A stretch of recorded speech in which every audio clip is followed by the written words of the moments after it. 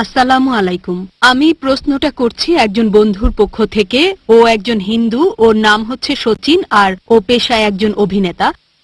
ওর প্রশ্নটা হলো এই যে মুসলিম মহিলাদের কবরস্থানে যাওয়ার অনুমতি নেই কেন, আর যদি মহিলাদের কবরস্থানে যাওয়ার অনুমতি নাই থাকে তার মধ্যে কি দরগাও পড়বে? বোন, আপনি প্রশ্ন করলেন যে মুসলিম মহিলাদের কবরস্থানে যাওয়ার অনুমতি নেই কেন। এই সম্পর্কে হাদিস আছে সহিহ বুখারীতে, সেখানে নবী বলেছেন তিনি মহিলাদের কবরস্থানে যেতে বাধা দিয়েছেন। কারণ হতে পারে অনেক, যেমন হয়তো তারা বেশি আবেগপ্রবণ, তারা হয়তো মানুষের মৃত্যুটা সহজভাবে মেনে নিতে পারবে না, এটা একটা কারণ। এছাড়াও আরো বেশ কিছু জায়গায় আমাদের নবী বলেছেন এই মহিলারা অনুমতি পাবে না তাদের কাজের কারণে। তার মানে কবরস্থানে যেতে বাধা দিয়েছেন তাদের কাজের জন্য। এই হচ্ছে কারণ যে মুসলিম মহিলারা কেন কবরস্থানে যেতে পারবে না। যদিও কিছু বিশেষজ্ঞ আছেন যারা বলেন যে কিছু হাদিসে উল্লেখ আছে যে নবী কয়েকজন মহিলাকে অনুমতি দিয়েছিলেন পরিস্থিতির উপর নির্ভর করে।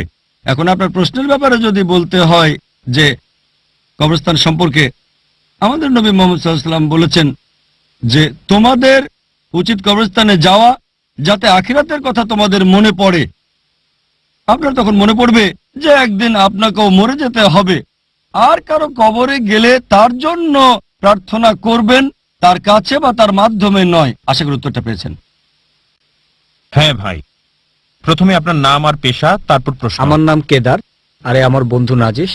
আপনার কাছে আমার প্রশ্ন হলো এই যে এই বিশ্বজগতের যে নিয়মটা আছে সেটা একেবারেই সৃষ্টির প্রথম থেকেই এই রকম আছে।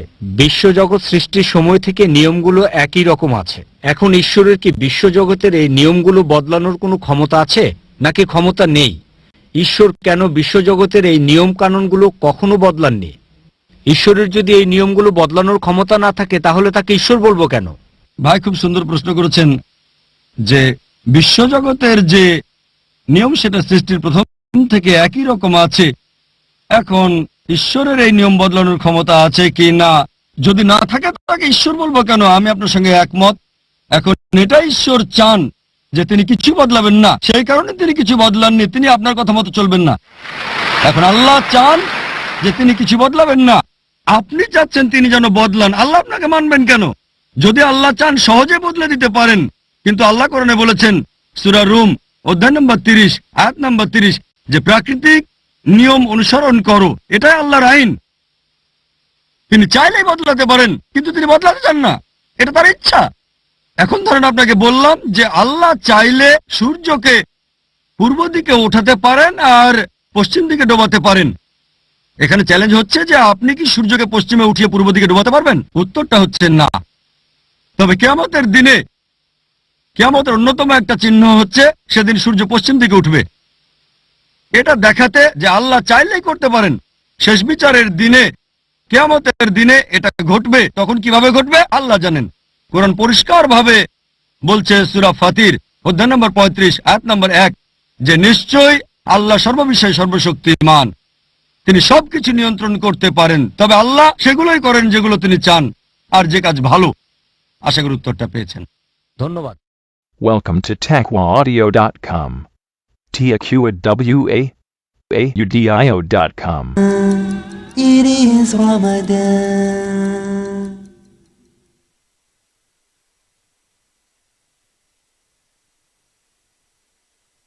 প্রিয় মুসলিম এবং অমুসলিম ভাই ও বোনেরা, আসসালামু আলাইকুম ওয়া রাহমাতুল্লাহি ওয়া বারাকাতুহু। আমাদের স্রষ্টা মহান আল্লাহ তাআলার দয়া, শান্তি ও রহমত আপনাদের সবার উপরে বর্ষিত হোক। এই অনুষ্ঠানে স্বাগতম। Ramzan a date with doctor Zakir. আমি আপনাদের হোস্ট ইউসুফ চেম্বার্স। আর আজকে আমাদের অনুষ্ঠানে আলোচনার টপিক রমজান, পবিত্র কোরআনের মাস, পর্ব 1। আসসালামু আলাইকুম। ওয়ালাইকুম আসসালাম রহমতুল্লাহ বারাকাতুহু। রমজান, পবিত্র কোরআনের মাস, এই টপিকটাও খুব গুরুত্বপূর্ণ। আর আজকের এই পর্বে আপনার কাছে আমার প্রথম প্রশ্ন, যথারীতি এই প্রশ্নটাও হলো একটা শব্দের সংজ্ঞা নিয়ে। আপনি কি ব্যাখ্যা করে বলবেন যাতে আমাদের অমুসলিম দর্শকদেরও বুঝতে সুবিধা হয়? যে আরবি শব্দ কোরআন এর অর্থটা আসলে কি? আলহামদুলিল্লাহ ওয়াসসালাতু ওয়াসসালাম আলা রাসূলিল্লাহ ওয়া আলা আলিহি ওয়া সাহবিহি আজমাইন আম্মা বাদ আউযু বিল্লাহি মিনাশ শাইতানির রাজীম বিসমিল্লাহির রহমানির রহিম রব্বি ইশরাহ লি সাদরি ওয়া ইয়াসসির লি আমরি ওয়াহলুল উকদাতাম মিন লিসানি ইয়াফকাহু কাওলি। এই কোরআন শব্দটার মূল আরবি শব্দ হচ্ছে কারআ, যার মানে পড়া অথবা পাঠ করা। আর কোরআন মানে হচ্ছে পড়া বা পাঠ করা। পবিত্র কোরআন হচ্ছে সর্বশেষ ও চূড়ান্ত আসমানি কিতাব, আল্লাহ সুবহানাহু ওয়া তাআলার ওহী। এটা নাজিল হয়েছিল সর্বশেষ ও চূড়ান্ত রাসূল মুহাম্মদ সাল্লাল্লাহু আলাইহি সাল্লামের উপর। আর আল্লাহ তাআলা পৃথিবীতে অনেক ওহী পাঠিয়েছেন। আল্লাহ বলেছেন সূরা রদ অধ্যায় নম্বর 13 আয়াত নম্বর 38, লিকুল্লি আজলিন কিতাব, প্রত্যেক যুগেই আমি ওহী প্রেরণ করেছি। অনেক ওহী আছে, নাম দিয়ে কোরআনে 4টা ওহীর কথা আছে, তাওরাত, জাবুর, ইনজিল আর কোরআন। তাওরাত হলো সেই ওহী আসমানি কিতাব যেটা নাজিল হয়েছিল মুসা আলাইহিস সালামের উপর। জাবুর হলো সেই ওহী আসমানি কিতাব যেটা নাজিল হয়েছিল নবী দাউদ আলাইহিস সালামের উপর। আর ইনজিল হলো সেই আসমানি কিতাব যেটা নাজিল হয়েছিল ঈসা আলাইহিস সালামের উপর। আর কোরআন হলো সর্বশেষ চূড়ান্ত ওহী যেটা নাজিল হয়েছিল সর্বশেষ চূড়ান্ত রাসূল মুহাম্মদ সাল্লাল্লাহু আলাইহি সাল্লামের উপর। তাহলে যদি ওল্ড টেস্টামেন্ট আর নিউ টেস্টামেন্টের মতো ব্যাপার থাকে, পবিত্র কোরআন হচ্ছে লাস্ট টেস্টামেন্ট, তাহলে কোরআন হচ্ছে আল্লাহর ওহী, এটা আসমানি কিতাব। সাধারণ মানুষ মনে করে যে কোরআন হচ্ছে এই বইটা কোরআনের কপি। সঠিক আরবি শব্দটা হচ্ছে মুসহাফ। কোরআন আসলে একটা আসমানি কিতাব, আল্লাহ সুবহানাহু ওয়া তাআলার ওহী যেটা নাজিল হয়েছিল সর্বশেষ চূড়ান্ত নবী মুহাম্মদ সাল্লাল্লাহু আলাইহি সাল্লামের উপর। সাল্লাল্লাহু আলাইহি সাল্লাম। জাযাকাল্লাহ খায়ের। আমরা খুবই প্রাসঙ্গিক প্রশ্ন দিয়ে টপিকটা শুরু করলাম। এবার দ্বিতীয় প্রশ্ন যেটা এখন আপনাকে করতে চাই, সেই প্রশ্নটা হলো, আপনি কি বলবেন যে পবিত্র কোরআনে, এই কোরআনকে আল্লাহ সুবহানাহু ওয়া তাআলা কি কি নাম অথবা বৈশিষ্ট্য দিয়ে সম্বোধন করেছেন বা উল্লেখ করেছেন? এরকম তো অনেক আছে। আল্লাহ সুবহানাহু ওয়া তাআলা কোরআনকে বোঝাতে বিভিন্ন নাম ব্যবহার করেছেন, এগুলো পবিত্র কোরআনে আছে। আর আমি কয়েকটা বলছি যেগুলো এখানে মনে করতে পারি। আল্লাহ এই পবিত্র কোরআনকে বলেছেন ফুরকান, সঠিক আর বেঠিক বিচারের মানদণ্ড। সূরা ফুরকান অধ্যায় 25 আয়াত 1, এখানে পুরো একটা অধ্যায় 25 নাম দেওয়া হচ্ছে ফুরকান, সঠিক আর বেঠিক বিচারের মানদণ্ড। এছাড়াও সূরা বাকারা অধ্যায় 2 আয়াত 185-তে ফুরকান শব্দ ব্যবহার হয়েছে। আল্লাহ সুবহানাহু ওয়া তাআলা এছাড়াও পবিত্র কোরআনকে বলেছেন তানজিল, তার মানে আসমানি কিতাব। সূরা শুরা অধ্যায় 26 আয়াত 192। এছাড়াও কোরআনকে বলা হয়েছে জিকির অর্থাৎ বাণী। সূরা আম্বিয়া অধ্যায় 21 আয়াত 50। পবিত্র কোরআনকে আরও বলা হয়েছে কিতাব অর্থাৎ বই।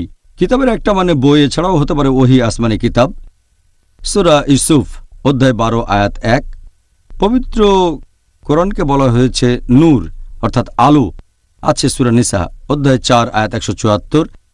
এছাড়াও কোরআনকে বলা হয়েছে হুদা মানে নির্দেশনা, সূরা বাকারা অধ্যায় 2 আয়াত 2। এছাড়াও সূরা বাকারা অধ্যায় 2 আয়াত 185। পবিত্র কোরআনকে বলা হয়েছে রাহমা মানে আশীর্বাদ, আছে সূরা লুকমানে অধ্যায় 31 আয়াত 3। এছাড়াও পবিত্র কোরআনকে বলা হয়েছে মাজিদ অর্থাৎ মহান, আছে সূরা বুরুজ অধ্যায় 85 আয়াত 21। কোরআনকে বলা হয়েছে মুবারক মানে আশীর্বাদ, আছে সূরা সাদ অধ্যায় 38 আয়াত 29। এছাড়াও কোরআনকে বলা হয়েছে বাশির মানে সুসংবাদ, সূরা ফুসিলাত অধ্যায় 41 আয়াত 4। কোরআনকে বলা হয়েছে নাদির মানে সতর্কবাণী, সূরা ফুসিলাত অধ্যায় 41 আয়াত 4। পবিত্র কোরআনকে বলা হয়েছে কালামুল্লাহ মানে আল্লাহর বাণী, সূরা তাওবা অধ্যায় 9 আয়াত 6। এছাড়াও পবিত্র কোরআনকে বলা হয়েছে মাওয়াজা তার মানে উপদেশ, সূরা আলে ইমরান অধ্যায় 3 আয়াত 138। পবিত্র কোরআনকে বলা হয়েছে শিফা মানে আরোগ্য, আছে সূরা ইসরা অধ্যায় 17 আয়াত 82।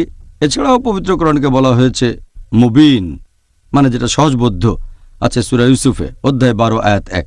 এই হচ্ছে পবিত্র কোরআনের বেশ কিছু নাম যেগুলো আল্লাহ তাআলা পবিত্র কোরআনে উল্লেখ করেছেন। সুবহানাল্লাহ, আপনি কি গুনে দেখেছেন? মনে হচ্ছে অনেক নাম। আসলে এরকম অনেক নাম আছে। আমি যদি আর একটু চিন্তা করি তাহলে আরো কয়েকটা বলতে পারবো।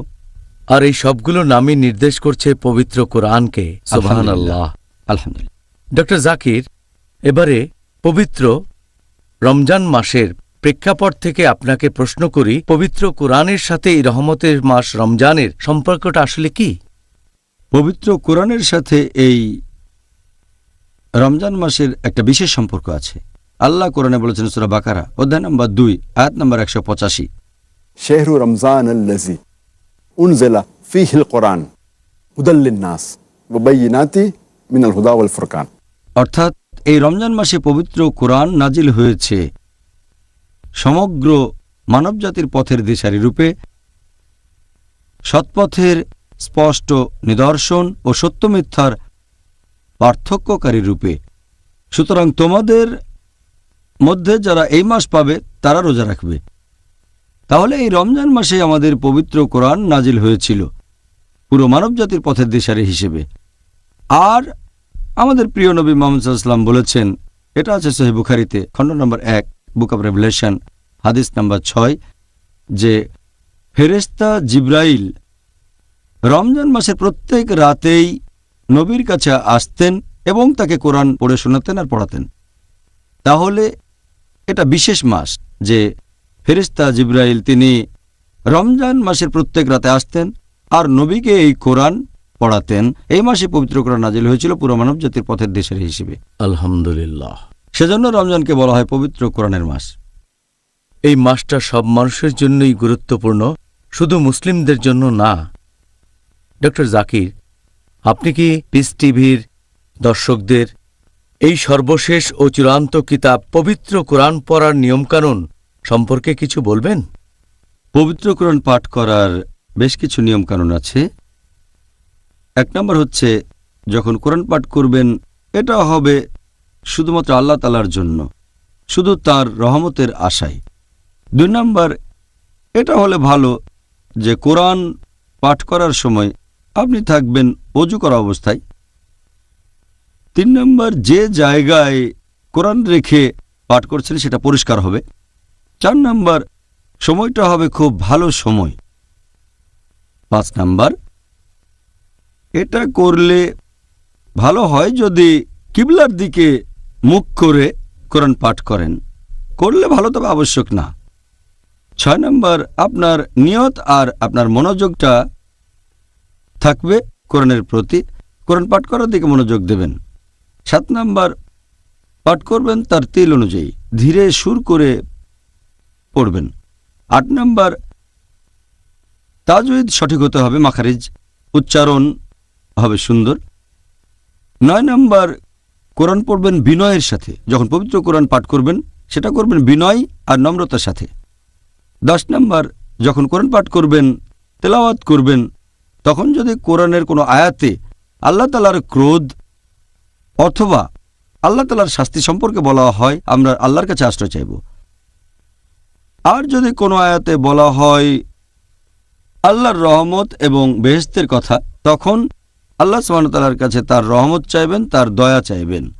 আর যদি কোরআন পড়তে গিয়ে তখন কোনো আয়াত আসে যেটা সেজদা তেলাওয়াত, যেসব আয়াতে আমাদের সেজদা দিতে হবে, সে সময় কোরআন পাঠ বন্ধ করে দিয়ে আমরা সিজদায় যাব যত তাড়াতাড়ি সম্ভব। এছাড়াও কিছু আয়াত, এগুলো যতবার রিপিট করবেন ততই আপনার জন্য ভালো। আর এছাড়াও আমরা চেষ্টা করব পবিত্র কোরআনের যতগুলো আয়াত পারি মুখস্থ করব। আর একটা গুরুত্বপূর্ণ ব্যাপার, যেটা একটা ফরজ, অন্য সবগুলো করলে ভালো, যেটা হচ্ছে পবিত্র কোরআন পাঠের আগে শয়তান থেকে রক্ষা পাওয়ার জন্য আল্লাহর কাছে আশ্রয় প্রার্থনা করব। আল্লাহ পবিত্র কোরআনে বলেছেন সূরা নাহল অধ্যায় নম্বর 16 আয়াত 98, যে কোরআন পাঠ করার আগে বলো আউযু বিল্লাহি মিনাশ শাইতানির রাজিম, যে আমি আল্লাহর কাছে আশ্রয় নিচ্ছি অভিশপ্ত শয়তান থেকে। আর আপনি যদি একেবারে প্রথম থেকে কোনো সূরা পড়েন, আপনি তাহলে সূরার প্রথম আয়াতটা দিয়ে পড়া শুরু করবেন, যে বিসমিল্লাহির রহমানির রহিম, দয়াময় পরম দয়ালু আল্লাহর নামে শুরু করছি। কারণ কোরআনের প্রত্যেকটা সূরা শুরু হয়েছে এই ফর্মুলায়, বিসমিল্লাহির রহমানির রহিম, দয়াময় পরম দয়ালু আল্লাহর নামে শুরু করছি, শুধু সূরা তাওবা বাদে অধ্যায় নম্বর 9। ভাই ও বোনেরা, দেখা হবে এখন একটা ছোট্ট বিরতি। TaqwaAudio.com. Please visit our website for authentic Islamic lectures in Bangla. প্রিয় মুসলিম এবং অমুসলিম ভাই ও বোনেরা, আসসালামু আলাইকুম। আবারও স্বাগতম আমাদের অনুষ্ঠানে Ramzan a date with doctor Zakir. আমি আপনাদের হোস্ট ইউসুফ চেম্বার্স। আর আজকে আমাদের আলোচনার টপিক রমজান, পবিত্র কোরআনের মাস, পর্ব 1। আসসালামু আলাইকুম। ওয়ালাইকুম আসসালাম রহমতুল্লাহ বরকাত। এবারে পরের প্রশ্ন, আপনি কি দর্শকদের এটা বলবেন যে এই রহমতের মাস রমজানে আমরা যদি পাঠ করি পবিত্র কোরআন, যে বইটা দিয়ে সঠিক আর বেঠিকের পার্থক্য করা হয়, সেটা পাঠ করলে কি কি উপকারিতা পাবো? অনেক উপকারিতার কথা বলা হয়েছে কোরআনে এবং সহিহ হাদিসে কোরআন পাঠ করা সম্পর্কে। একটা হাদিস আছে সহিহ বুখারীতে, খণ্ড নম্বর 3, বুক অব ফাস্টিং, হাদিস নম্বর 1902, যে নবী মুহাম্মদ সাল্লাল্লাহু আলাইহি সাল্লাম ছিলেন সবচেয়ে উদার হৃদয় মানুষ, আর পবিত্র রমজান মাসে তিনি উদারতার সর্বোচ্চ সীমায় থাকতেন এবং ফেরেশতা জিব্রাইল প্রতি রাতে আসতেন, নবীকে কোরআন পড়ে শোনাতেন আর পড়াতেন, এবং তাঁর উদারতা প্রচণ্ড বেগে বয়ে চলা প্রবল বাতাসের চেয়েও শক্তিশালী ছিল। আর প্রথম যে আয়াতটা নাজিল হয়েছিল, পবিত্র কোরআন নাজিল হওয়া প্রথম আয়াত আমাদের নবীর কাছে, সেটা আছে সূরা ইকরা, অধ্যায় নম্বর 96, বা সূরা আলাক অধ্যায় নম্বর 96, আয়াত 1, বলা হয়েছে ইকরা। আর ফেরেশতা জিব্রাইল যখন কোরআনের এই প্রথম শব্দটা বলেছিলেন নবীর কাছে, তিনি তখন ছিলেন হেরা গুহায়, জবলে নূর। নবী যখন এই শব্দটা শুনলেন ইকরা, He said, "Ma ana biqari." আমি পড়তে জানি না, তখন ফেরেশতা জিব্রাইল আবার বললেন ইকরা। নবী আবার বললেন, "Ma ana biqari." আমি তো পড়তে জানি না। ফেরেশতা জিব্রাইল তখন আবারও বললেন ইকরা। নবী তখন বুঝতে পারলেন যে ইকরার আরেকটা মানে হচ্ছে পাঠ করা, আবৃত্তি। একটা অর্থ পড়া, আরেকটা হচ্ছে পাঠ করা বা আবৃত্তি করা। নবী তখন বললেন ইকরা। In the Revelation game, "Iqra bismi rabbikal ladzi khalaq. Khalaqal insana min alaq." পড়ো, পাঠ করো তোমার প্রতিপালকের নামে, যিনি সৃষ্টি করেছেন, যিনি মানুষকে সৃষ্টি করেছেন জোকের মতো ঝুলে থাকা বস্তু থেকে। তাহলে পাঠ করা গুরুত্বপূর্ণ, তবে প্রতিপালকের নামে পাঠ করা আরও বেশি গুরুত্বপূর্ণ। আর এই পবিত্র কিতাব পাঠ করলে অনেক উপকারিতা আছে। আমাদের প্রিয় নবী বলেছেন, এই হাদিসটা আছে তিরমিজিতে, হাদিস নাম্বার 2910। সেখানে আমাদের প্রিয় নবী বলেছেন যে তোমরা আল্লাহর এই কিতাবের যতগুলো অক্ষর পাঠ করবে এই পবিত্র কোরআন থেকে, সেজন্য রহমত পাবে। আর প্রত্যেক রহমত সেটার সমান হচ্ছে 10টা হাসানাত, 10টা আশীর্বাদ। আল্লাহর এই কিতাব পাঠ করলে প্রত্যেক অক্ষরের জন্য পুরস্কার পাবে, প্রত্যেক পুরস্কার সমান 10 হাসানাত। আর আলিফ লাম মিম, এটা একটা অক্ষর না, আলিফ একটা অক্ষর, লাম একটা অক্ষর, মিম আর একটা অক্ষর, তাহলে 10 যোগ 10 যোগ 10, আপনি 30টা আশীর্বাদ পাবেন যদি বলেন আলিফ লাম মিম। আর আমাদের প্রিয় নবী বলেছেন, এটা আছে সহিহ বুখারীতে, খণ্ড নম্বর 6, হাদিস নাম্বার 5027। নবী বলেছেন, "Khayrukum man ta'allama al-Qur'ana wa 'allamahu." তোমাদের মধ্যে সবচেয়ে সেরা হলো সে যে কোরআন পাঠ করে আর অন্যদের শেখায়, যে নিজে কোরআন শেখে আর অন্যকে শেখায়। তার মানে কোরআন শেখা এবং অন্যকে শেখানো দুটোই যথেষ্ট গুরুত্বপূর্ণ। আমাদের প্রিয় নবী মুহাম্মদ সাল্লাল্লাহু আলাইহি সাল্লাম বলেছেন, এটা আছে সহিহ মুসলিমে, খণ্ড নম্বর 2, বুক অব সালাহ, হাদিস নাম্বার 1757, যে পবিত্র কোরআন পাঠ করলে সেটা সেই লোকের মধ্যস্থতাকারী হিসেবে রোজ কিয়ামতের দিন কাজ করবে। কোরআন আপনার মধ্যস্থতাকারী হবে রোজ কিয়ামতের দিনে, শেষ বিচারের দিনে। এছাড়া আরও একটা সহিহ হাদিস আছে মুসনাদ আহমদে, খণ্ড নম্বর 2, হাদিস নম্বর 6625। বলা হয়েছে যে রোজা এবং কোরআন মধ্যস্থতাকারী হিসেবে কাজ করবে রোজ কিয়ামতের দিনে, শেষ বিচারের দিনে। আর রোজা তখন আল্লাহকে বলবে যে এই লোক আমার কারণে বিরত থেকেছে পানাহার থেকে আর আকাঙ্ক্ষা থেকে, তাই আমি এর পক্ষে মধ্যস্থতা করছি। আর কোরআন তখন বলবে যে এই লোক আমার জন্য নিদ্রা ত্যাগ করেছে, তাই আমি এর পক্ষে মধ্যস্থতা করব শেষ বিচারের দিনে। তাহলে কোরআন শেষ বিচারের দিনে মধ্যস্থতাকারী হিসেবে কাজ করবে।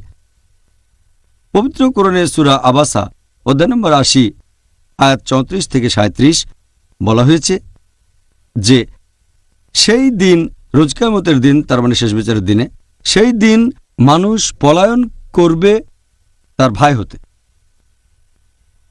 সে তখন চিন্তা করবে না তার মা অথবা বাবাকে নিয়ে, অথবা স্ত্রী বা সন্তান নিয়ে। সে চিন্তা করবে না তার বাবা, তার মা, ভাই বা স্ত্রী বা সন্তানের কথা। সে তখন নিজেকে নিয়ে এত বেশি চিন্তিত থাকবে যে সে তখন অন্য মানুষকে নিয়ে চিন্তা করতে পারবে না। এটা হবে রোজ কিয়ামতের দিনে, পুনরুত্থানের দিবসে। প্রত্যেকে শুধু নিজেকে নিয়ে চিন্তা করবে, আর কোরআন কাজ করবে মধ্যস্থতাকারী হিসেবে। এটা আছে সহিহ বুখারীতে, খণ্ড নম্বর 6, হাদিস নম্বর 5011। একজন সাহাবা কোরআন পাঠ করছিলেন, ঘোড়া বাঁধা আছে দুটো রশিতে। তখন সাহাবা দেখলেন মেঘ নেমে আসলো, আর ঘোড়াটা খুব ভয় পেয়ে গেল। সাহাবা পরে নবীর কাছে গেলেন। নবী বললেন, জানো কি ঘটেছে? তিনি বললেন, না, ফেরেশতাগণ নেমে এসেছিলেন তোমার কোরআন পাঠ শোনার জন্য। আরেকটা হাদিস সহিহ বুখারীতে, খণ্ড নম্বর 6, হাদিস নাম্বার 5018, বলা হয়েছে এক সাহাবা কোরআন পাঠ করছেন। তখন দেখলেন যে একটা মেঘ নেমে আসলো, সেখানে অনেক আলো জ্বলছে। তিনি বাইরে এসে ব্যাপারটা দেখলেন, তারপর নবীর কাছে গেলেন। আর নবী বললেন, তুমি কি জানো সেটা কি ছিল? তারপর নবী বললেন, ওই মেঘে করে ফেরেশতাগণ নেমে এসেছিলেন তোমার কোরআন পাঠ শোনার জন্য। যদি তুমি পড়ে যেতে, তারা সেখানে থাকতেন ভোর পর্যন্ত, লোকজন সেটা দেখতে পেত, তারপরে তারা মিলিয়ে যেতেন। আরও একটা হাদিস আছে সহিহ মুসলিমে, খণ্ড নম্বর 2, বুক অব সালাহ, হাদিস নাম্বার 1757। যদি দুটো সূরা পড়ো, তার মানে সূরা বাকারা এবং সূরা আলে ইমরান, তাহলে নেমে আসবে দুটো মেঘ বা দুটো চাঁদোয়া অথবা দুটো পাখির ঝাঁক, তোমার মধ্যস্থতাকারী হবে। এছাড়া আরও একটা হাদিস আছে সহিহ মুসলিমে, হাদিস নাম্বার 6518। আমাদের নবী মুহাম্মদ সাল্লাল্লাহু আলাইহি ওয়াসাল্লাম বলেছেন যে যদি কেউ আল্লাহর ঘরে পবিত্র কোরআন পাঠ করে, মানে মসজিদে, যখন লোকজন আসে আল্লাহ তাআলার ঘরে মসজিদে, যখন তারা কোরআন পাঠ করে, আর যদি তারা কোরআন শেখে এবং অন্যদের শেখায়, তাহলে তাদের জন্য থাকবে প্রশান্তি, তারা থাকবে শান্ত, আর ফেরেশতাগণ নেমে আসবেন এবং তাদের জন্য আশীর্বাদ করবেন। আরও একটা হাদিস আছে সহিহ বুখারীতে, খণ্ড 6, হাদিস নাম্বার 4474। আমাদের নবী মুহাম্মদ সাল্লাল্লাহু আলাইহি ওয়াসাল্লাম একজন সাহাবাকে বলেছেন, তখন তারা মসজিদের ভেতরে, যে আমি তোমাকে কোরআনের শ্রেষ্ঠ সূরাটার কথা বলবো মসজিদ থেকে যাওয়ার আগে। কিছুক্ষণ পরে নবী যখন মসজিদ থেকে বেরিয়ে যাচ্ছেন, সাহাবা মনে করিয়ে দিলেন, পবিত্র কোরআনের কোন সূরাটা সবচেয়ে সেরা, সেটাকে আমাকে বলবেন। নবী বললেন, আলহামদুলিল্লাহি রাব্বিল আলামিন, তার মানে সূরা ফাতিহা, কোরআনের এই 7টা আয়াত। আরও একটা হাদিস আছে সহিহ বুখারীতে, খণ্ড 6, হাদিস নাম্বার 5009। আমাদের নবী মুহাম্মদ সাল্লাল্লাহু আলাইহি ওয়াসাল্লাম বলেছেন যে যদি কেউ সূরা বাকারার শেষ 2 আয়াত পাঠ করে রাতের বেলায়, সে নিরাপদে থাকবে। প্রিয় নবী মুহাম্মদ সাল্লাল্লাহু আলাইহি ওয়াসাল্লাম বলেছেন, আছে সহিহ মুসলিমে, খণ্ড নম্বর 2, বুক অব সালাহ, হাদিস নাম্বার 1766। নবী বলেছেন, যদি কেউ সূরা কাহফের প্রথম 10টা আয়াত মুখস্থ করে, সে তাহলে দাজ্জাল থেকে নিরাপদে থাকবে। আর ঠিক এর পরের হাদিস সহিহ মুসলিম, খণ্ড নম্বর 2, বুক অব সালাহ, হাদিস নাম্বার 1767। যদি কেউ সূরা কাহফের শেষ 10 আয়াত মুখস্থ করে, সে তাহলে দাজ্জাল থেকে নিরাপদে থাকবে। আরও একটা হাদিস আছে সহিহ মুসলিমে, খণ্ড নম্বর 2, বুক অব সালাহ, হাদিস নাম্বার 1768। আমাদের প্রিয় নবী মুহাম্মদ সাল্লাল্লাহু আলাইহি ওয়াসাল্লাম বলেছেন যে, হে আবু মনজির, তুমি কি জানো পবিত্র কোরআনের সবচেয়ে শ্রেষ্ঠ আয়াত কোনটা? তিনি বললেন যে আল্লাহর রাসূল সবচেয়ে ভালো জানেন। নবী আবার প্রশ্ন করলেন, হে আবু মনজির, তুমি কি জানো পবিত্র কোরআনের সবচেয়ে শ্রেষ্ঠ আয়াত কোনটা? নবী তারপর পড়া শুরু করলেন আয়াতুল কুরসি। আল্লাহু লা ইলাহা ইল্লাল হাইয়ুল কাইয়্যুম লা তাখুযুহু সিনাতুন ওয়া লা নাওম। তারপর নবী বললেন, কোরআনের জ্ঞান নিয়ে তুমি আরও তৃপ্তিকর হবে। কোরআনের সবচেয়ে শ্রেষ্ঠ আয়াত আয়াতুল কুরসি। সূরা বাকারা অধ্যায় নম্বর 2 আয়াত 255। আর এটা আছে সহিহ মুসলিমে খণ্ড নম্বর 2 বুক অফ সালাহ হাদিস নাম্বার 1774। নবী বলেছেন যে দুটো সূরা নাজিল করা হয়েছে যেগুলো আগে কেউ দেখেনি অথবা শোনেনি।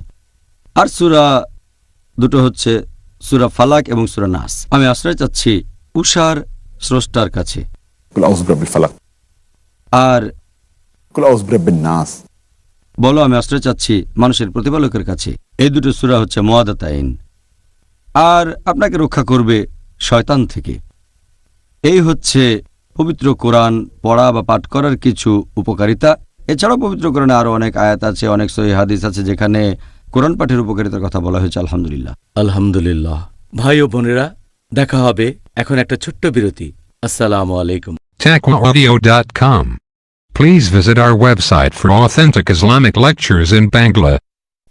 প্রিয় মুসলিম এবং অমুসলিম ভাই ও বোনেরা, আসসালামু আলাইকুম। আবারও স্বাগতম আমাদের অনুষ্ঠানে Ramzan a date with doctor Zakir.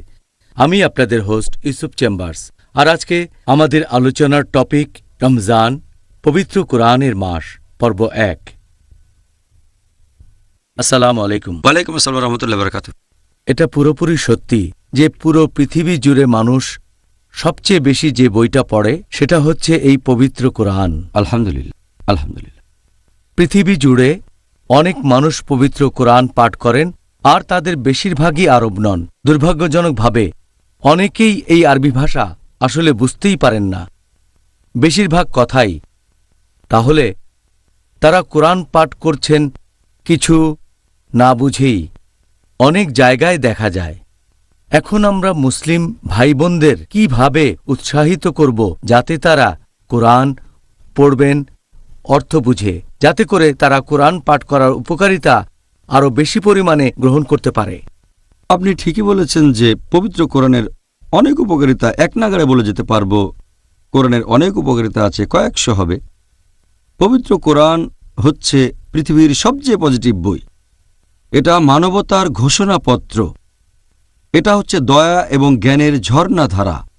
এটা হচ্ছে অমনোযোগীদের জন্য সতর্কবাণী, বিপথগামীর পথনির্দেশ, আর সন্দেহবাদীদের জন্য নিশ্চয়তা। এটা নিপীড়িতের সান্ত্বনার বাণী আর হতাশাগ্রস্তদের আশার আলো। এটা কিভাবে সম্ভব যে কোরআনের উপকারিতাগুলো পাব যদি আমরা কোরআন না পড়ি, যদি কোরআনের অর্থ না বুঝি, যদি আয়াতগুলো নিয়ে চিন্তাভাবনা না করি, যদি কোরআনের আয়াতগুলো জীবনে প্রয়োগ না করি, সেগুলো প্র্যাকটিস না করি? আর আপনি ঠিকই বলেছেন, পৃথিবীতে যে বইটা সবচেয়ে বেশি পড়া হয় সেটা হচ্ছে কোরআন। তবে দুর্ভাগ্যজনকভাবে না বুঝে সবচেয়ে বেশি পড়া বইটাও এই কোরআন। এটা খুবই দুর্ভাগ্যজনক হবে যদি কেউ কোরআনের কাছে এসে খালি হাতে ফিরে যায়, আত্মার উন্নতি না হয়, হৃদয় নাড়া না দেয়, জীবন না বদলায়। উপকারিতা পেতে গেলে কোরআন পাঠের পাশাপাশি এটাও আবশ্যিক যে কথাগুলো বুঝতে পারবেন। আপনি কোরআনের আয়াতের অর্থ নিয়ে চিন্তা ভাবনা করবেন, সেই নির্দেশগুলো প্রয়োগ করবেন যেগুলো আল্লাহ মানুষ জাতিকে দিয়েছেন, সেগুলো প্র্যাকটিস করবেন। আমরা দেখি দু ধরনের মানুষ মুসলিমদের মাঝে। কিছু লোক মনে করে শুধু কোরআন পড়াটাই যথেষ্ট, আবার অনেকে মনে করে পাঠ করা গুরুত্বপূর্ণ না, অর্থটাই গুরুত্বপূর্ণ।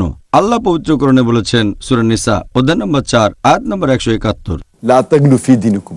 তোমরা দিনের ব্যাপারে বাড়াবাড়ি করো না। কোরআন পাঠ করলে উপকারিতা পাবেন, তবে অর্থ বুঝলে আরো কয়েক গুণ বেশি উপকারিতা পাবেন। আল্লাহ কোরআনে বলেছেন সূরা আনকাবুত অধ্যায় নম্বর 29 আয়াত নম্বর 45, আল্লাহ বলেছেন, আবৃত্তি করো কিতাব থেকে যা তোমার প্রতি প্রত্যাদেশ করা হয়েছে। তার মানে কোরআনের আয়াতগুলো পাঠ করতে হবে। উতলু মা উইয়া ইলাইকা মিনাল কিতাবি। আবৃত্তি করো কিতাব থেকে যা তোমার প্রতি প্রত্যাদেশ করা হয়। আল্লাহ আরও বলেছেন সূরা বাকারা অধ্যায় নম্বর 2 আয়াত নম্বর 242, এটা কোরআনে বেশ কয়েকবার আছে। লাল্লাকুম তাকিলুন। তারা কি বুঝতে পারে না?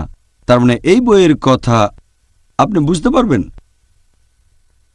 আর এটাও খুব গুরুত্বপূর্ণ যে আমরা বইটার কথাগুলোর অর্থ বুঝব, পাঠ করব, তার পাশাপাশি এর অর্থ বুঝব। কোরআন পাঠ করলে আপনি অনেক উপকার পাবেন, এ ব্যাপারে আগে বলেছি। আমাদের প্রিয় নবী বলেছেন, এই সহিহ হাদিসটা আছে তিরমিজিতে, হাদিস নাম্বার 2910, যে আল্লাহ তাআলার কিতাব কোরআন পাঠ করলে প্রত্যেক অক্ষরের জন্য তুমি পুরস্কার পাবে। প্রত্যেক পুরস্কারে থাকবে 10টা আশীর্বাদ।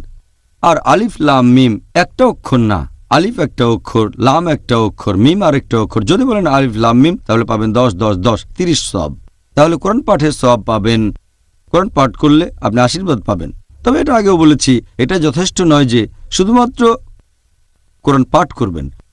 আমাদের বুঝতে হবে যে দুটোই গুরুত্বপূর্ণ, তবে অর্থ বুঝে প্রয়োগ করার গুরুত্বটা বেশি। আমি একটা উদাহরণ দেই। ধরেন আপনি গেলেন ফ্রান্সে গ্র্যাজুয়েশন করার জন্য। আপনি ফ্রেঞ্চ ভাষা বোঝেন না, তবে ইংরেজি জানেন, ইংরেজিতে কথা বলতে পারেন। যখন ক্লাস করতে গেলেন আপনি প্রত্যেক দিন নামের পাশে মার্ক পি, তার মানে প্রেজেন্ট। তারপর যখন পরীক্ষা দিতে বসলেন আপনি কিন্তু টিচারের একটা কথা বুঝতে পারেননি। যখন পরীক্ষা দিতে বসলেন আপনি প্রশ্নপত্র পেলেন, যেহেতু অক্ষরগুলো কাছাকাছি তাই দু একটা হয়তো আপনি চিনতে পারেন, তবে কিছুই বুঝবেন না। এখন এই পরীক্ষাতেও আপনি পাচ্ছেন পি। পি মানে পাশ করা না, পি মানে প্রেজেন্ট। এটা বলছে আপনি পরীক্ষায় উপস্থিত ছিলেন, তবে এতে পাশ করবেন না। সেজন্য যদি আপনি বেহেশতে যেতে চান, কোরআন পাঠের পাশাপাশি এটাও গুরুত্বপূর্ণ যে আমরা বুঝবো আল্লাহ আমাদের কি নির্দেশ দিয়েছেন। কারণ কোরআন হচ্ছে পুরো মানবজাতির দিক নির্দেশনা। কোরআনের অর্থ বোঝেন আর নিজের জীবনে প্রয়োগ করেন। আমি আরও একটা উদাহরণ দিচ্ছি। ধরেন যে আপনার একজন বন্ধু, আপনি থাকেন ইংল্যান্ডে, আপনার বন্ধু আসলো জার্মানি থেকে। আপনার খুবই ঘনিষ্ঠ বন্ধু, সে ভাঙা ভাঙা ইংরেজি বলতে পারে। তারপর সে জার্মান ফিরে গিয়ে আপনাকে একটা চিঠি লিখলো জার্মান ভাষায়, যেটা আপনি বোঝেন না। তাহলে আপনার ঘনিষ্ঠ বন্ধু আপনাকে একটা চিঠি লিখলো জার্মান ভাষায়, সেটা বুঝতে পারছেন না আপনি তখন এমন কারো কাছে যাবেন যে জার্মান ভাষা জানে, চিঠিটার অনুবাদ করে নেবেন, কারণ আপনি জানতে চাচ্ছেন যে আপনার বন্ধু চিঠিতে কি লিখেছে আপনাকে। এটা কি গুরুত্বপূর্ণ না যে আমাদের স্রষ্টা আল্লাহ তাআলা তার সর্বশেষ ও চূড়ান্ত কিতাব পবিত্র কোরআনে কি লিখেছেন তা বোঝার চেষ্টা করব আমরা। আমাদের এখন কোরআন অনুবাদ করতে হবে না, কোরআনের অনেক অনুবাদ পাওয়া যায়। এটা গুরুত্বপূর্ণ যে পড়ার পাশাপাশি যদি আরবি বুঝতে না পারেন তাহলে অনুবাদ পড়েন, যাতে করে আমরা আল্লাহর এই বাণীকে বুঝতে পারি এবং জীবনে প্রয়োগ করতে পারি। খুব সুন্দর, আসলে খুব সুন্দর বলেছেন ডক্টর জাকির। পবিত্র কুরআন অর্থ বুঝে পাঠ করলে আমরা তো অনেক বেশি পরিমাণ পুরস্কার পেতে পারি। তারপরেও কেন আমরা অনেক মুসলিম ভাইবোনদের দেখি যে তারা সবসময় বিভিন্ন অজুহাত দেখায় যে অমুক কারণে তারা পবিত্র কোরআন অর্থ বুঝে পাঠ করতে পারেনি। সাধারণ মুসলিমরা বিভিন্ন ধরনের অজুহাত দেখায় যে এই কারণে তারা অর্থ বুঝে কোরআন পড়ে না। সবচেয়ে কমন যেটা, যে বেশিরভাগ মুসলিম আরবি ভাষা জানে না। আপনি হয়তো জানেন যে পৃথিবীর 1/5 বেশি মানুষ, 20% বেশি মানুষ, পৃথিবীর প্রায় 150 কোটি মানুষ, মোট 630 কোটির ভেতরে এরা হচ্ছে মুসলিম। তবে এদের মধ্যে 80%-এরও বেশি আরবি ভাষা বুঝতে পারে না। মুসলিমদের মধ্যে আনুমানিক 15%-এর মতো হচ্ছে আরব, সামান্য কয়েকজন নন আরব তারা আরবি ভাষা জানেন। তাহলে মুসলিমদের মধ্যে 80%-এরও বেশি মানুষ আরবি ভাষা জানে না। সবচেয়ে কমন অজুহাত হচ্ছে আমরা আরবিতে কথা বলতে বা বুঝতে পারি না। এখন প্রত্যেকটা মানুষ অন্তত পক্ষে 2 বা 3টা ভাষা জানে। কেউ 3টা জানে, কেউ 4টা জানে, আবার কেউ ভাষাবিদ।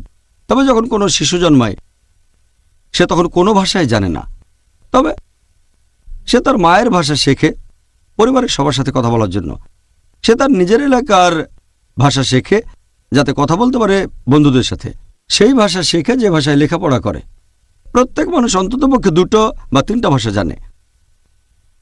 এটা কি গুরুত্বপূর্ণ নয় যে আমরা সেই ভাষা শিখব যে ভাষায় সর্বশেষ ও চূড়ান্ত কিতাব পাঠিয়েছেন আমাদের স্রষ্টা আল্লাহ সুবহানাহু ওয়া তাআলা? অনেক লোক বলে যে নতুন একটা ভাষা শেখা খুব কঠিন যখন বয়স বেড়ে যায়। তবে ভালো কাজের জন্য বয়স কখনো বাধা হয়ে দাঁড়ায় না। এ কথায় আমার ডক্টর মরিস বুকাইলির কথা মনে পড়ে গেল।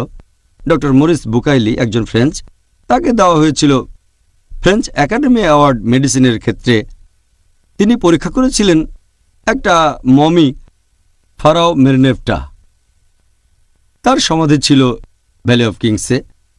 তিনি যখন মিশরে গেলেন পরীক্ষা নিরীক্ষা করার জন্য, সেখানে একজন মুসলিম বলল, তোমরা মমি পেয়েছো, এতে অবাক হওয়ার কিছু নেই। কথা কোরআনে বলা আছে সূরা ইউনূস অধ্যায় নম্বর 10 আয়াত 92 যে আল্লাহ তাআলা ফেরাউনের দেহ রক্ষা করবেন পরবর্তীকালের জন্য নিদর্শন হিসেবে। বুকাইলি অবাক হলেন যে এত পুরনো বইতে কিভাবে এমন কথা থাকতে পারে, যেগুলো জানলাম কিছুদিন আগে যে ফেরাউনের দেহ রক্ষা করা হবে।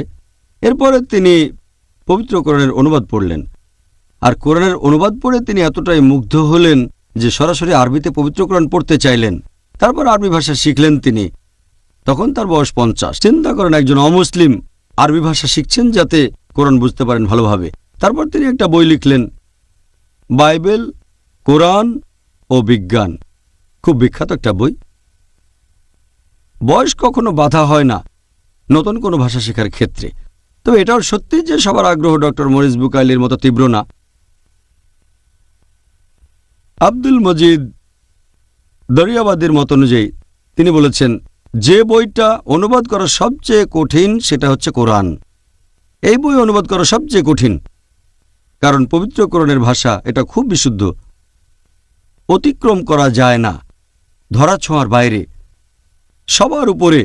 এটা মহান, খুবই পবিত্র। আর অনেক সময় দেখবেন একটা আরবি শব্দ তার অর্থ অনেকগুলো।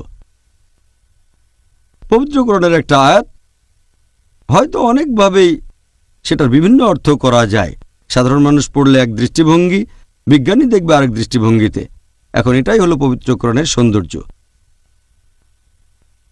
তাই আরবিতে পড়া সবচেয়ে ভালো। তবে যারা আরবি ভাষায় কথা বলতে বা বুঝতে পারে না, আলহামদুলিল্লাহ অনেক শেখ আছেন, অনেক আলেম আছেন, অনেক বিশেষজ্ঞ যারা পৃথিবীর বিভিন্ন প্রধান ভাষায় পবিত্র কোরআনের অনুবাদ করেছেন। বিশেষজ্ঞগণ পৃথিবীর বেশিরভাগ প্রধান ভাষাতেই কোরআনের অনুবাদ করেছেন। যদি আরবি ভাষা বুঝতে না পারেন তাহলে সে ভাষায় কোরআন পড়েন যে ভাষাটা আপনি সবচেয়ে ভালো বোঝেন।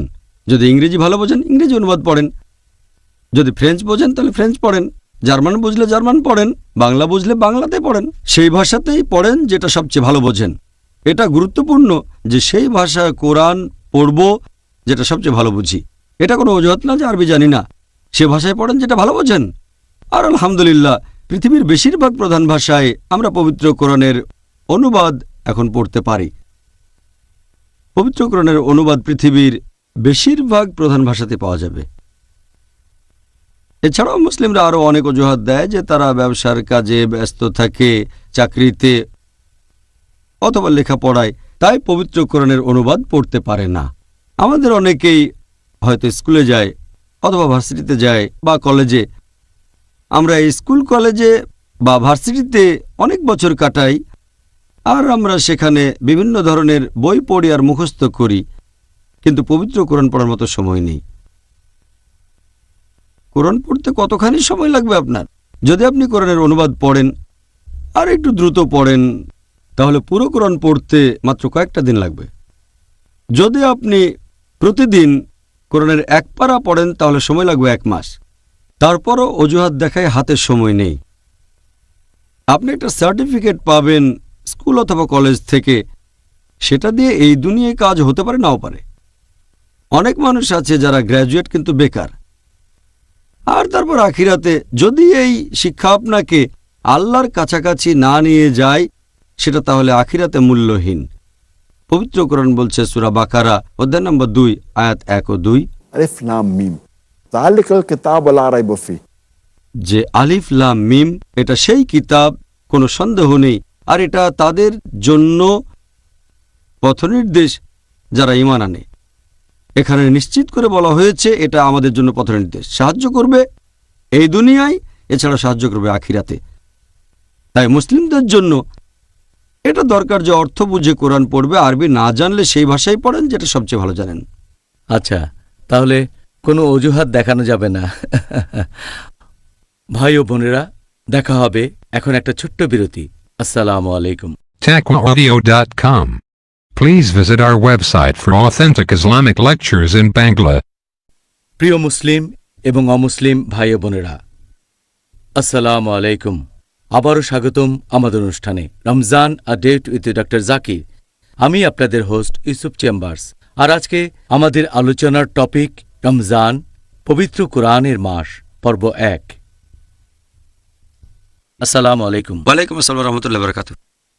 অনেক মুসলিম মনে করে যে শুধুমাত্র একজন আলেম অথবা বিশেষজ্ঞ তাদেরকে কোরআনের অর্থগুলো বলতে পারবেন আর তাদের সামনে কোরআন পাঠ করতে পারবেন। এই ধারণাটাকে কি সঠিক বলা যায়?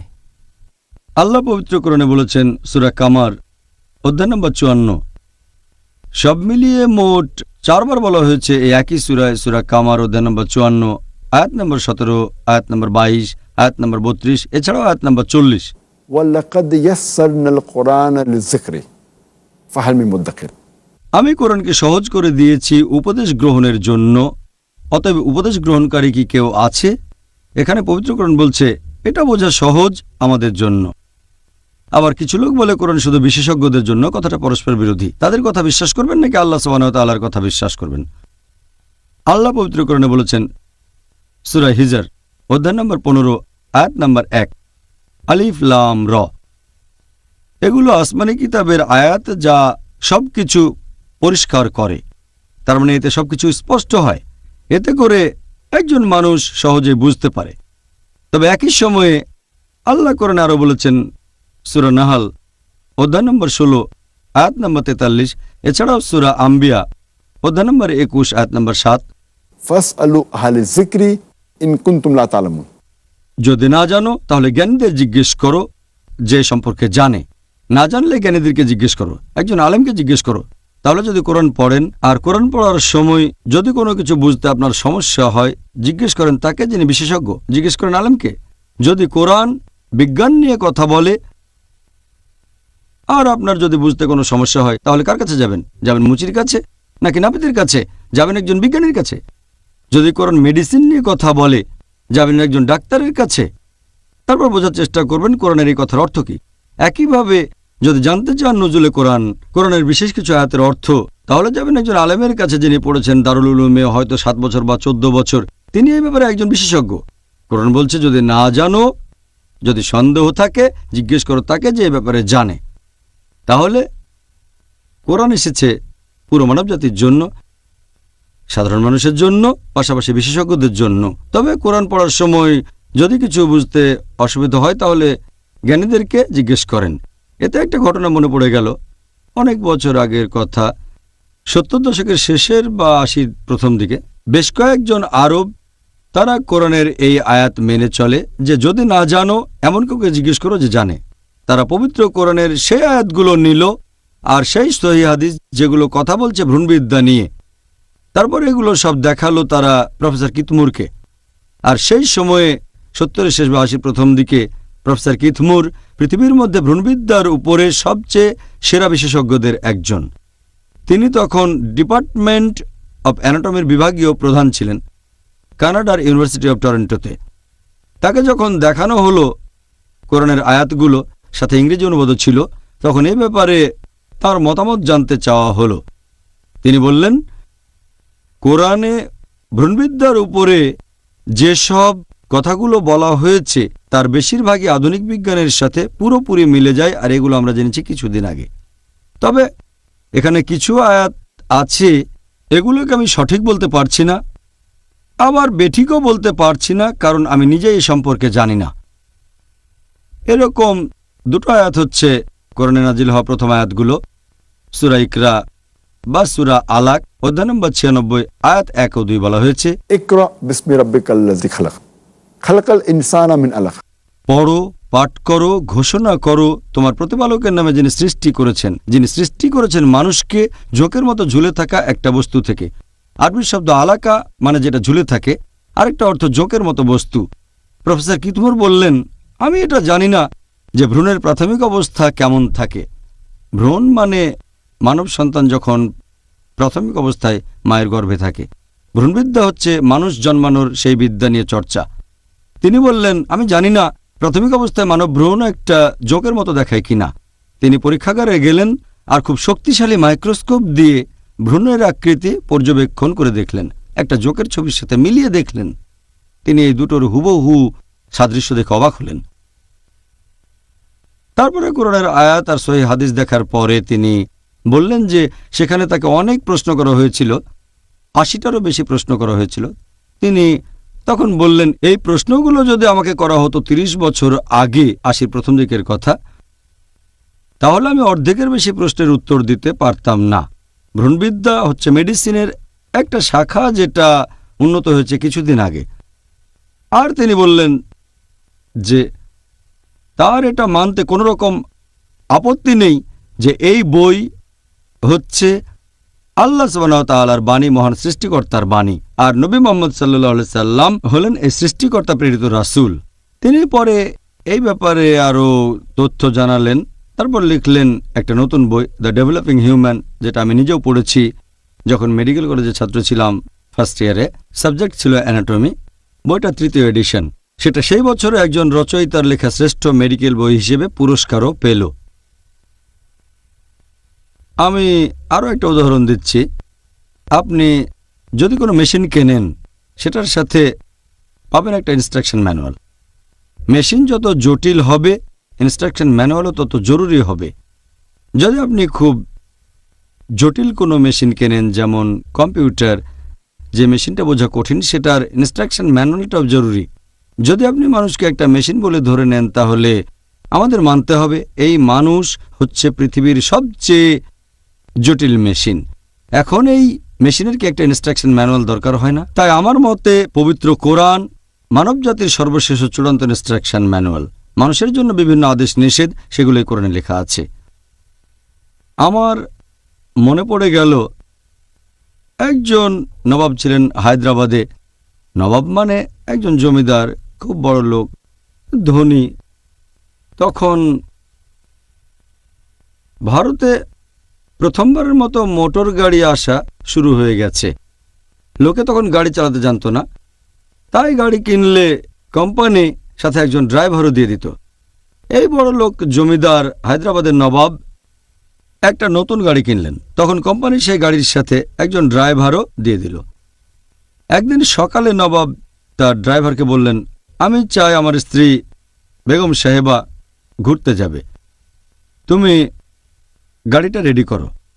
ড্রাইভার বলল, নবাব সাহেব, গাড়ি তো এখন কাজ করছে না। নবাব তখন খুব রেগে গিয়ে বললেন, আমি চাই গাড়িটা যেন খুব তাড়াতাড়ি কাজ করা শুরু করে, কারণ এখন আমার স্ত্রীকে নিয়ে ঘুরতে যাব। ড্রাইভার বলল, গাড়িটাকে দিয়ে যদি কাজ করাতে চাই, আমার লাগবে 10 কেজি মধু, তারপর 20 লিটার দুধ, এরপর 30 কেজি খাঁটি ঘি, আর 50 কেজি চাল, সেটা হবে বাসমতি চাল। তখন নবাব সাহেব তাকে দিলেন 10 কেজি মধু, 20 লিটার দুধ, 30 কেজি খাঁটি ঘি আর 50 কেজি বাসমতি চাল। ড্রাইভার সেগুলো নিয়ে তার স্ত্রীকে দিল। তার কয়েক মিনিট পরে গাড়িটা কাজ করা শুরু করলো। আমার প্রশ্ন হচ্ছে, ধরেন এখনকার আপনার ড্রাইভার বলল যে তার লাগবে 10 কেজি মধু, 20 লিটার দুধ, 30 কেজি খাঁটি ঘি, 50 কেজি বাসমতি চাল। আপনি কি করবেন তখন? যদি সে বলে গাড়ি চালাতে এই জিনিসগুলো লাগবে, তখন আপনি কি করবেন? তাকে চাকরি থেকে বাদ দিয়ে দেবেন। কারণ এখন গাড়ি মেরামত করতে না পারলেও আমরা অন্তত এটা জানি যে গাড়ি চালাতে মধু লাগে না, লাগে না দুধ, চাল, ঘি। গাড়ি চলে গ্যাসে অথবা পেট্রোল দিয়ে। আর সেজন্য আমরা হয়তো গাড়ি মেরামত করতে জানি না, তবে বেসিক মেকানিজমটা জানি। এখন প্রত্যেকের যদি কোরআন সম্পর্কে বেসিক ধারণা থাকে, তাহলে কেউ বোকা বানাতে পারবে না। তাই কোরআনের অর্থ বুঝতে হবে। গাড়ি নষ্ট হয়ে গেলে 1 বছর বা 6 মাস পরে তাহলে যাবেন মেকানিকের কাছে। কোরআন পড়তে গিয়ে যদি আপনার কোনো কিছু বুঝতে অসুবিধা হয়, তখন জিজ্ঞেস করবেন আপনি এমন কাউকে যিনি সে ব্যাপারে জানেন, তিনি আপনাকে বুঝিয়ে বলবেন কোরআনের কথাটার অর্থ কি। আরেকটা উদাহরণ দিচ্ছি। অনেক মানুষ এভাবে বলে যে কোরআন পড়া দরকার কি, এটার প্রয়োজন নেই, কোরআন পড়বেন শুধু যারা আলেম, সাধারণ মানুষ পড়বে না। তারা এভাবে যুক্তি দেখায় যে আপনার যদি থাকে লার্নার ড্রাইভিং লাইসেন্স, ভারতে বলা হয় কাচ্চা লাইসেন্স, লার্নার লাইসেন্স, আর যদি গাড়িটা নিয়ে কোথাও অ্যাক্সিডেন্ট করেন, পুলিশ তখন আপনাকে অল্প ফাইন করবে। কিন্তু যদি থাকে পার্মানেন্ট লাইসেন্স, স্থায়ী লাইসেন্স, তখন কোনো অ্যাক্সিডেন্ট করলে পুলিশ আপনাকে দ্বিগুণ ফাইন করবে। সেজন্য এটা করলে ভালো। কোরআন পড়া লাগবে না, কোরআনের অর্থ বোঝা লাগবে না। যদি তখন পাপ করেন আল্লাহ আপনাকে কম শাস্তি দেবেন। যদি আপনি কোরআন পড়েন, পবিত্র কোরআনের অর্থ বোঝেন, তারপর যদি কোনো পাপ করেন আল্লাহ আপনাকে দ্বিগুণ শাস্তি দেবেন। আমি বলি আচ্ছা, তর্কের খাতিরে আপনার কথা মানলাম। যদি কারো থাকে টেম্পোরারি লাইসেন্স, লার্নার লাইসেন্স, যদি থাকে কাঁচা লাইসেন্স, আর যদি অ্যাক্সিডেন্ট করে সে অর্ধেক শাস্তি পাবে। হয়তো তাকে ফাইন করা হবে 1000 টাকা। কিন্তু যদি কারো থাকে পার্মানেন্ট লাইসেন্স, স্থায়ী লাইসেন্স, আর যদি অ্যাক্সিডেন্ট করে ফাইন করা হবে দ্বিগুণ, হয়তো 2000 টাকা। তবে একটা ব্যাপার খেয়াল রাখবেন, যে লোকের আছে লার্নার লাইসেন্স আর যে সঠিক ড্রাইভিং শেখেনি, 1 বছরে সে হয়তো অ্যাক্সিডেন্ট করতে পারে সব মিলিয়ে 50 বার। কিন্তু যে লোক সঠিকভাবে ড্রাইভিং শিখেছে আর পার্মানেন্ট লাইসেন্স আছে, সে হয়তো 1 বছরে অ্যাক্সিডেন্ট করতে পারে মাত্র 1 বার। তাহলে যে লোক ড্রাইভিং শিখে পার্মানেন্ট লাইসেন্স নিয়েছে, সে হয়তো 1 বছরে অ্যাক্সিডেন্টের জন্য ফাইন দেবে মাত্র 2000 টাকা। কিন্তু যে লোকের আছে লার্নার লাইসেন্স, সে হয়তো মোট 50 বার অ্যাক্সিডেন্ট করবে আর 1 বছরে ফাইন দেবে 50,000 টাকা। তাই এটাই সবচেয়ে ভালো যে আপনি করবেন একটা পার্মানেন্ট লাইসেন্স। একইভাবে পবিত্র কোরআনের অর্থ বুঝে পড়েন, আল্লাহ সুবহানাহু ওয়া তাআলার নির্দেশগুলো আপনার জীবনে প্রয়োগ করেন, তাহলে আপনার পাপ আর ভুল করার সম্ভাবনা কম থাকবে। যদি অর্থ বুঝে পড়েন, বলবেন না যে কোরআন পড়বেন শুধুমাত্র আলেমগণ। প্রত্যেক মানুষেরই উচিত অর্থ বুঝে পবিত্র কোরআন পাঠ করা আর আল্লাহ তাআলার নির্দেশগুলো নিজের জীবনে প্রয়োগ করা। সর্বশেষ চূড়ান্ত আসমানি কিতাব যেটা নাজিল হয়েছিল সর্বশেষ চূড়ান্ত নবী মুহাম্মদ সাল্লাল্লাহু আলাইহি ওয়াসাল্লামের উপর। ভাই ও বোনেরা, ডক্টর নায়েকের উত্তরগুলো শুনে আমি যেমন মুগ্ধ, ঠিক তেমনি খুশি হয়েছি। যার টপিক ছিল রমজান, পবিত্র কুরআনের মাস। আশা করি আপনারাও অনুষ্ঠান দেখে আমার মতোই মুগ্ধ হয়েছেন। আজকে সবগুলি যুক্তি আর কারণ দেখলাম যে কেন আমরা কোরআন পড়ব, অর্থ বুঝে পাঠ করব আর পবিত্র কোরআনকে ভালোবাসব, কোরআনকে শ্রদ্ধা করব। আগামীকাল আবার দেখা হবে। পর্ব 2, পবিত্র রমজান, পবিত্র কোরআনের মাস। আসসালামু আলাইকুম ওয়া রাহমাতুল্লাহি ওয়া বারাকাতুহু। TaqwaAudio.com. Please visit our website for authentic Islamic lectures in Bangla.